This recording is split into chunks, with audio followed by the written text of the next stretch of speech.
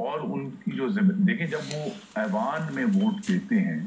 تو ذمہ داری تو وہ اٹھا لیتے ہیں، یہ نہیں ہوتا کہ انہوں نے ذمہ داری نہیں اٹھائی، لیکن یہ کہ وہ جو ڈے ٹو ڈے گورننس کے ایشوز ہیں اس میں جو ان کو انفارمیشن دینا ضروری ہے، تو وہ اگر کیبنٹ میں ہوں گے تو بہتر ہوگا، لیکن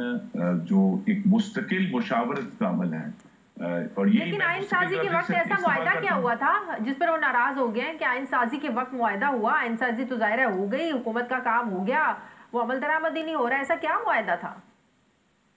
جی وہ جب تک خود نہیں بتائیں گے تو پھر حکومت بھی اس کو ریویل نہیں کرے گی، لیکن یہ کہ جو بھی ایشوز ہیں جیسے میں نے کہا کہ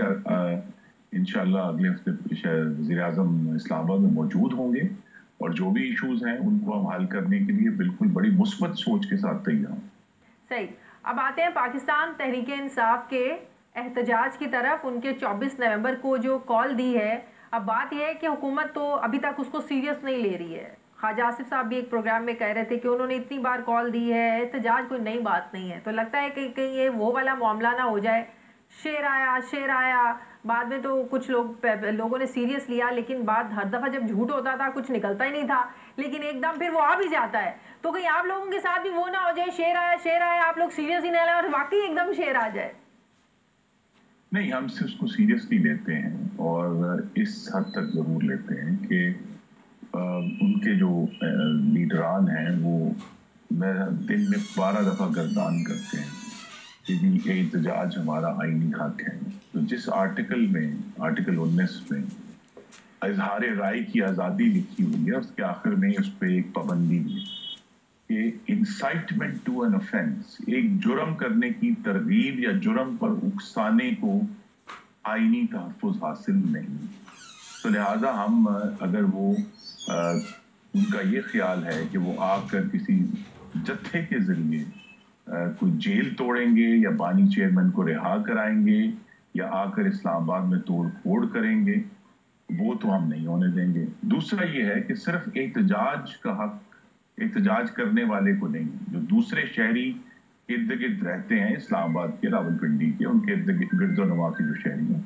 ان کا بھی فائق حق ہے کہ ان کی کاروبار، روزگار، زندگیاں، تعلیم، صحت، خاندانی معاملات وہ اس کو اپنی مرضی سے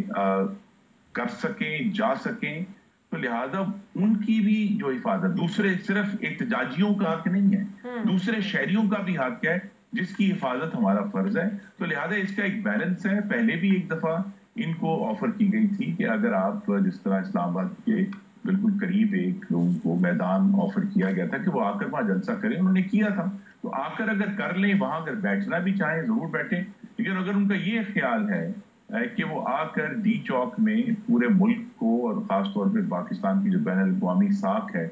اس کو یرغمال بنائیں گے، جس طرح انہوں نے IMF کو خط لکھ کر اور دوسرے ابھی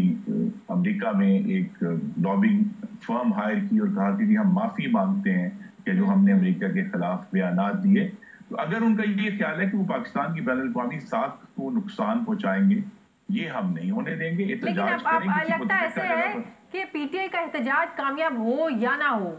ابھی تک تو پچھلے کچھ عرصے سے ناکام ہی ہو رہے ہیں، حکومت اس کو اپنے اقدامات سے کامیاب ضرور بنا دیتی ہے، پہلے سے رستے بلاک کر دینے، کنٹینرز لگا دینے، گرفتاریاں کر کے ان کو اتنا ہیرو آپ لوگ بنا دیتے ہیں، اتنا زیادہ امپورٹنس دے دیتے ہیں کہ جس کو نہیں بھی پتا چلنا کہ وہاں پر احتجاج ہو رہا ہے، حکومت کے ایکٹ سے ان کے اقدامات سے پتہ ضرور چل جاتا ہے، تو یہ حکومت کی بہت زیادہ پریشانی کی علامت ہوتا ہے، کیوں؟ جی، حکومت کا اولین فرض ہے کہ چاہے وہ کتنا بھی گمراہ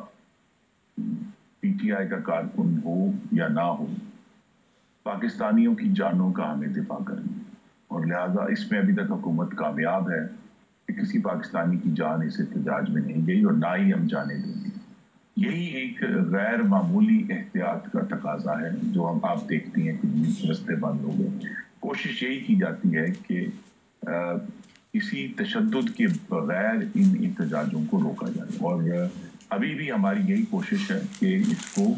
جو ڈی چوک ہے جس میں ہم نے بہت زیادہ ڈسرپشن پہلے سے برداشت کر چکے ہیں، اگرچہ ابھی بھی ڈی چوک پر سب سے زیادہ تشدد اور آنسو گیس پھینکنے کا ریکارڈ تحریک انصاف کا ہے۔ فروری 2021 میں جب انہوں نے سرکاری ملازموں پر